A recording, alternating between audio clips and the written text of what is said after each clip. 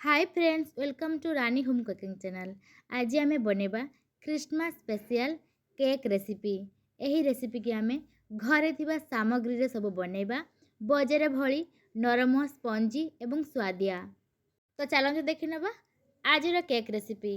Cake बनेबा पाई एठी मु 3 बड़ चामच सुजी नै नउची, ताकू भलसे ग्राइंड करनबा। केक बनेबा पाई सुजी पतला हेउ के मोटा हो ताकू थरटे आमे ग्राइंड करनबा।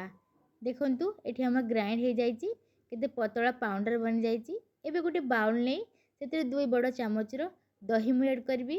दही हमर फ्रेश होइथिबा दरकार एवं ता देहरे 2 बड़ चामच रो चीनी गुंड आमे ऐड करबा। चीनी एवं दही मु सेम मेजरमेंट रे नैची, ताकू भलसे आमे फेंटी देबा जेमि ता देहरे लम्स रही न जाए।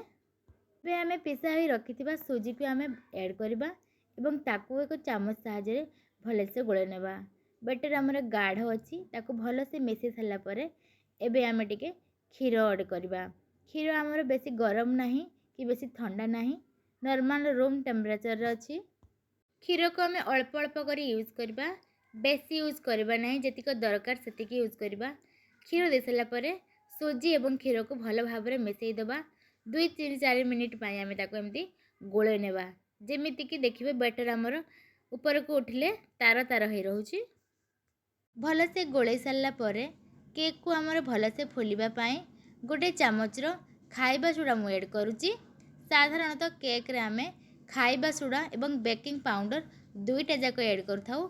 मु एठी खाली खाइबा सोडा ऐड करूची, ताको भलसे चामच साहाय्य जोर जोर से गोळेई 15 मिनिट पाई आमे ताको रेस्ट छाड़ी दबा।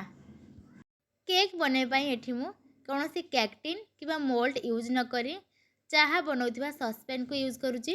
सेथिरे किछि तेल मु चारिपटे एमदी गोळेई नेबी एवं ता देहरे किछि आमे मैदा को डस्ट करनबा, जहा द्वारा केक हमर तळे लागिबोनी कि पुड़ीबोनी। बटर पेपर मध्ये एठी मु यूज करूनी।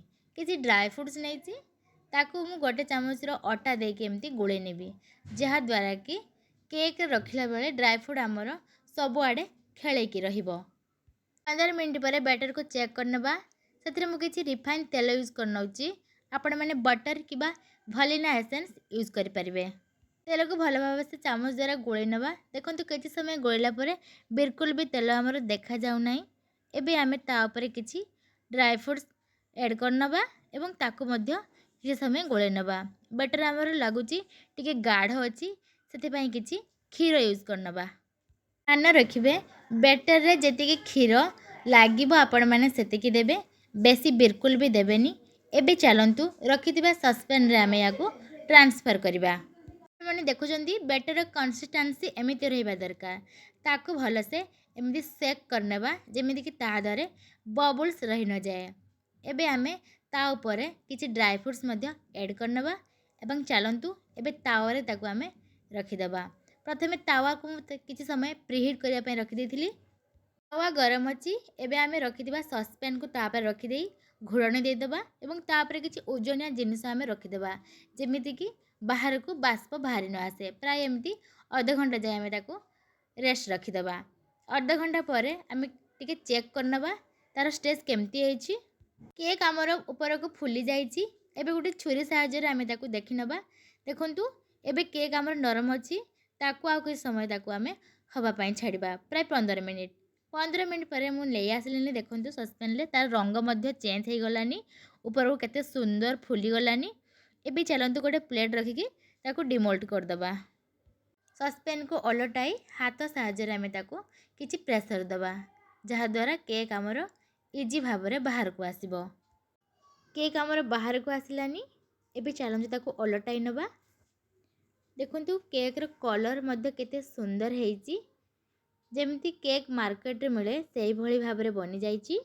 घरे थिबा सामग्री आमे ताकू बनेले बाजार रे जिनिस किछि मु ऐड करिनी। आपण माने भी थरे मो भली एही केक को थरे क्रिसमस रे ट्राई करंतु एवं कमेंट माध्यम रे जणांतु वीडियोटी केमती लागिला।